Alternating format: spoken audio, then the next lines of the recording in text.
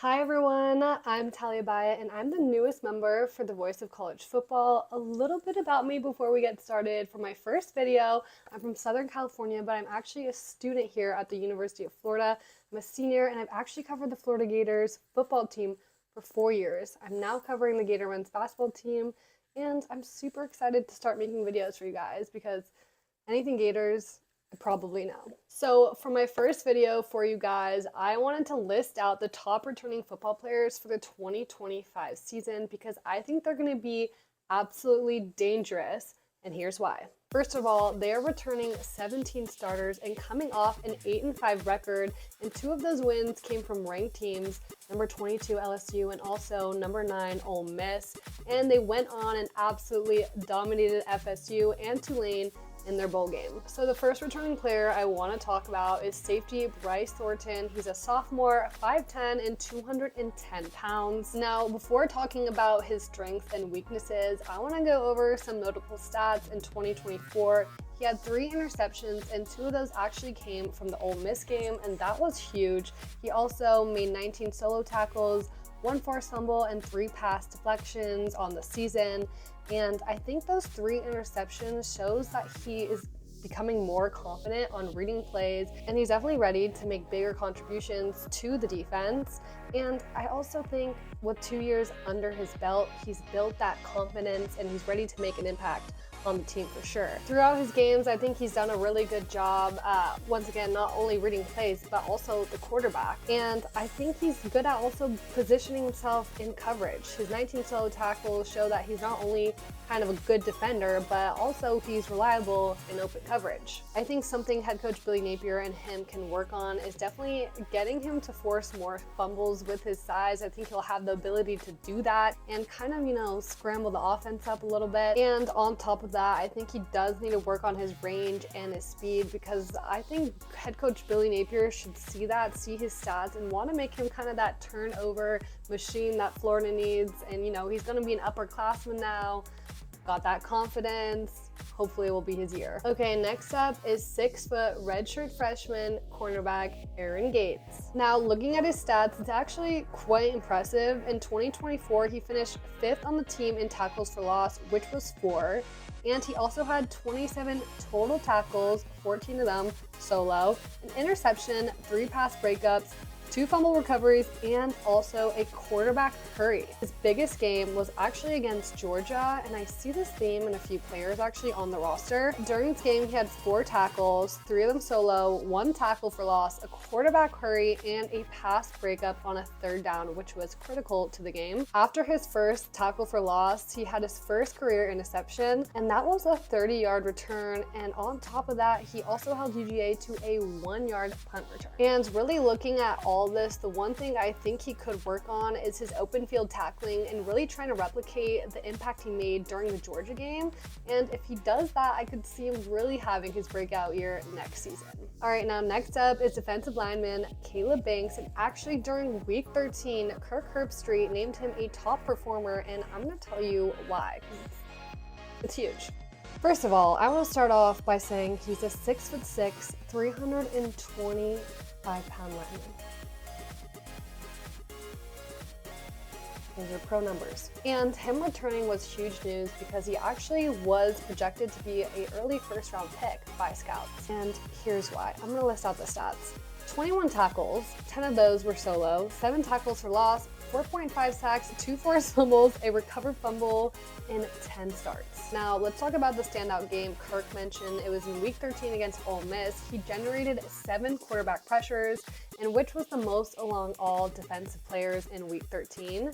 And also, he recorded a career-high 3.5 tackles for loss, 2.5 sacks, and 66 snaps played, while also having 4 total tackles and a pass breakup. I think him coming back for his final year and also trying to prove himself to boost his rankings in the NFL draft is a perfect recipe for an amazing season. So you know what, Caleb Banks, keep your eye out on him. Next is edge Tyreek Sapp, who is returning for his senior season. And in 2024, he led UF in sacks, which was 7, and also in tackles for loss, which was 13. He finished 6th on the team with 47 tackles and had a huge game against Tulane. And let me tell tell you about this. The team went bowling and recorded 5 tackles, 2 tackles for loss, and a sack, and a forced fumble. It's also important to add he has appeared in 36 games in the last 3 seasons, so he's got a lot of experience under his belt. 7 sacks is impressive, but I feel like with his skill set, he could crack double digits in 2025.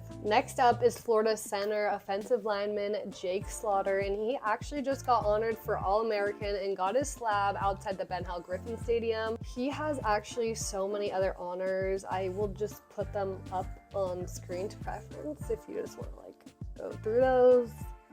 What's super important about him is he's actually started in all 13 seasons. He leads the Gators offensive line in snaps with a whopping 800. And his Pro Football Focus grades are off the charts. Let me read them to you. He has a pass block grade of 83.9. He is ranked 5th nationally among senders with an offense grade of 81.1, along with a run block grade of 79, which is 7th in the country.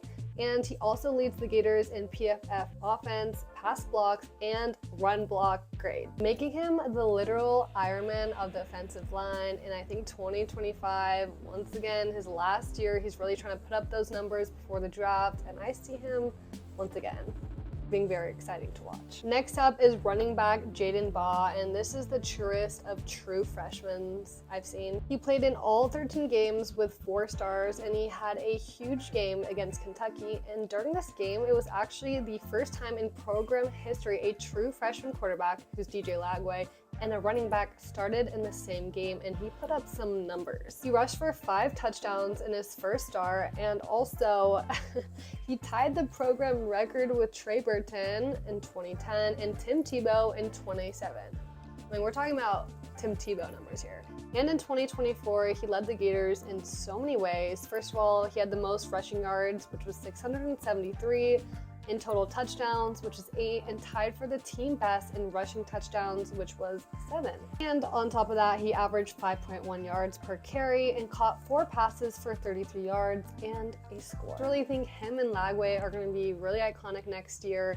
They both are going to be sophomores. They have that kind of relationship that you want to see on the field and also off the field. So keep an eye out for this iconic duo next year. I'm calling it now. Next up is wide receiver Eugene Wilson, and I know he has been going through it. This 5-star had a tough year. He actually missed week 3 to 6 due to injury, and he eventually sustained a permanent injury for the rest of the season. He only played 4 games, but he did have a big game against Stanford. He had a career high of 141 receiving yards and 1 touchdown on 6 receptions.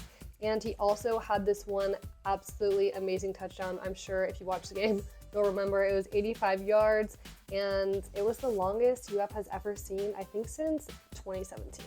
So, no, actually for a fact, since 2017. After that game, unfortunately, he was out 3 games. He came back, played for Tennessee and also against Kentucky, and then he was out for the season. But although he only played 4 games, he did have okay numbers. He had 19 receptions, 266 yards, and a touchdown. I feel like he hasn't really been able to establish himself on the field yet because, he was a freshman and then he was injured. So I think everyone, especially me, is excited for him to come back. He's going to be healthy and he's finally going to be able to prove himself, which is, everyone loves that return story when a big injury happens. So definitely Gator fans are looking forward to that. And now, lastly, of course, I feel like I don't even need to say his name, but quarterback DJ Lagway. I mean, what else can you say? This 6'3" player from Texas came in and absolutely stole the show and honestly stole everyone's heart in Gainesville. Everyone loves him. His stats, his honors, just once again, I hate saying this, but speak for themselves. I'm going to throw up all his achievements and honors right here, and you can kind of just look at that. He played in 12 games, highlighted by 7 starts as a quarterback, and he actually has a 6-1 record from starting. I know I speak for a lot of Gator fans who wish he started for the Tennessee game where we lost by just a few points into overtime. I don't even want to talk about it. He had 1,915 yards and a 59.9% completion rate, 12 touchdowns, and 9 interceptions. He rushed 51 times for 101 yards. And he's just, the list keeps going. I hate to rattle off facts and stats, but it's worth mentioning. I mean, this is exactly what Florida needed and wanted. They call him Messiah, the next Tim Tebow, the savior, and I think everyone is just so excited to see him come back. I mean, we knew he wasn't going anywhere. I mean, his family, I was on, let me just tell you, I was on the sidelines for, I think, every game except the Texas A&M game, and his parents are the most dedicated, loyal Gator fans. I knew he was not going anywhere. He is a diehard Gator for life. I see him staying his whole entire time, and if he leaves, I blame NIL. I think it's clear that the fans have a lot of trust in Lagway, and I feel bad. He probably has a lot of pressure, but with next season and all the recruits coming and returning players, I'm sure he'll be all right, and I see 100% a winning record. So that's all for now. Comment, like, subscribe for more updates and stories. This is my first time making a long form media content, so I'm trying to get better at it. So stick with me, stay with me, watch my next video, and even drop your win-loss prediction for the Florida Gators down below. I want to see what you guys think, because I have mine in mind, and maybe I'll do a video on that sometime soon.